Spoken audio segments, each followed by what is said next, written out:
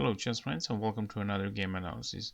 In this video we will cover the game from the USA Junior Championship, and with the white pieces we have young Grandmaster Andrew Tang, and with the black pieces Atolia Vaidya. So they play one very interesting King's Indian. So Andrew opens the game with the move d4, and then after knight to f6 we have c4 g6 and then knight c3. So this is the main line of the King's Indian, and then e4. So white is playing with a very strong center here. d6 was played, a knight from g to e2, and then black makes the castle, knight goes to g3. So it is clear that he will push the pawn from f2 on the square f3 or f4 in the future. That is the reason why he did not develop his bishop on f3 immediately. So knight goes to c6, and then we have move d5, knight goes back to b8, and then bishop goes to e2. It looks like white will make the short castle, but after move e5 and then bishop goes to e3, knight goes to e8, it is clear that the black wants to push f5. So white will try to make a long castle, and first king goes to d2, open the way for a long castle. After f5 it is clear black wants to create the fork with f4 move, so e capture on f5, g capture f5, and then bishop goes g5, attacks the queen. Bishop to f6 offer bishop for trade, and then h4. White is looking for an attack on the king side, which is not typical for this opening.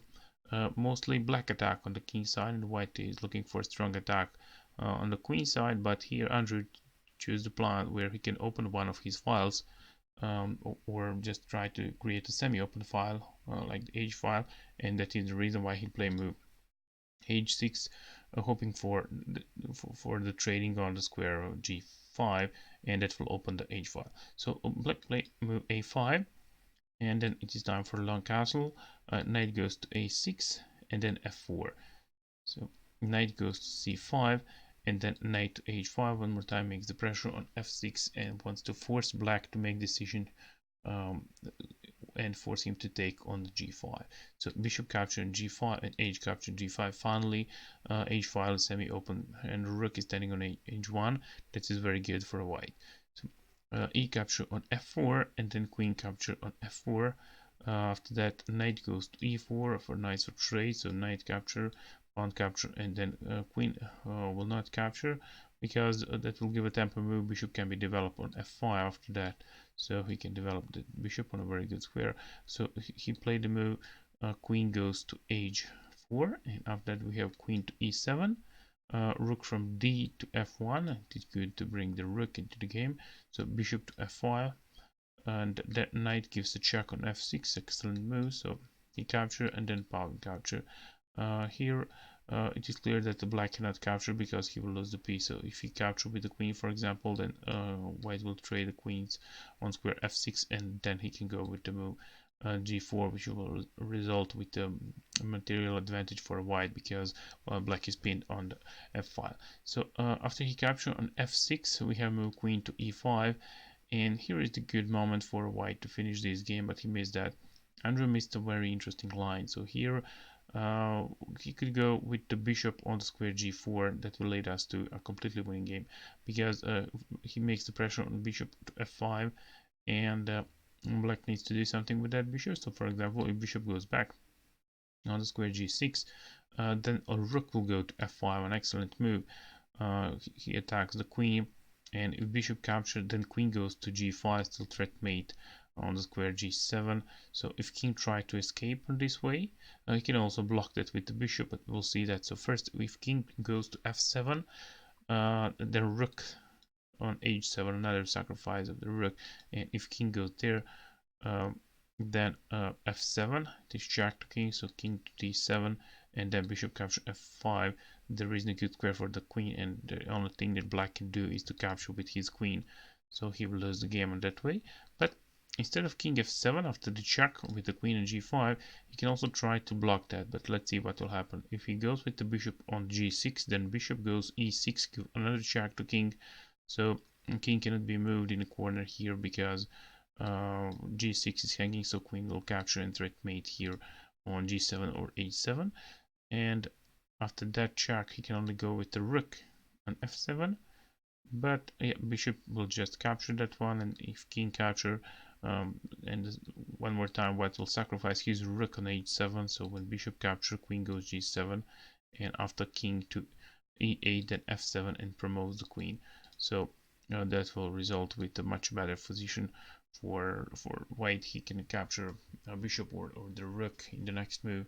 So it is a winning position. But in that position, uh, white missed that line with the bishop on g4, so he played immediately check with the queen on g5.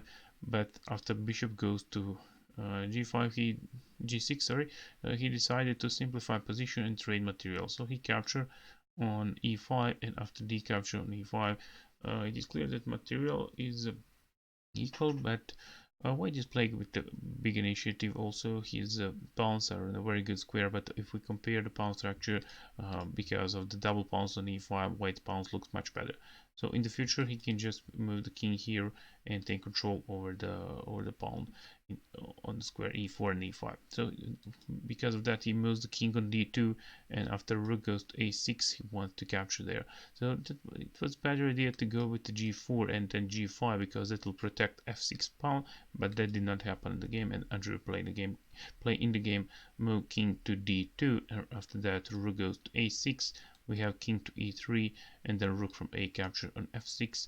They traded the rooks here on the square f6, and it is time for white to start to do something useful. So he plays c4, and then king goes f8.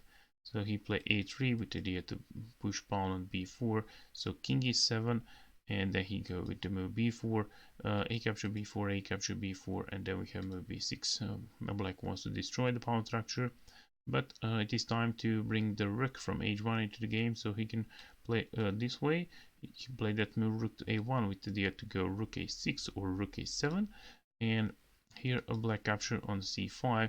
So white recaptures c5, and then bishop to f5, g4 white play right now, and bishop goes back to g6. So after rook a7, pawn on c7 is hanging. He needs to be protected, and king goes to square d8. Of course, he will choose square d8 instead of d7, because if he goes with the d7, then d6, and black is pinned, so he will lose the pawn on c7. And because of that, he moves king on d8, and after that, rook gives a check. King goes to e7, he goes back on that square, and then a white play move g5, which attacks the rook, and after rook to f5, rook a7, and then king goes to d8. They repeated the position after one check, goes this way, and then rook to c8 he did play, rook to c8. So then black play move king to d7, which attacks the rook, but after bishop to g5, he resigned the position, because this rook is pinned. But after king capture on c8, white is not forced to capture immediately his rook, because he will lose the game if he do that. Black will be playing with the bishop, so here in this position he will first capture with his king on e4, and then rook is hanging. After that, black will capture, or white will capture also the pawn on e5, so that will be pawn up position for him, and it is a completely winning position. So for example, if he moves the king somewhere like d7, then he will capture, and after that trading, king will capture on e5, and he will easily win this game. So in this position, after bishop to g5, uh, bishop to g4, he attacks the rook, and in this position, black resigned, because there is no good that he can play. So I hope that this game analysis was instructive. If that is true, please let me know that in the comment section below.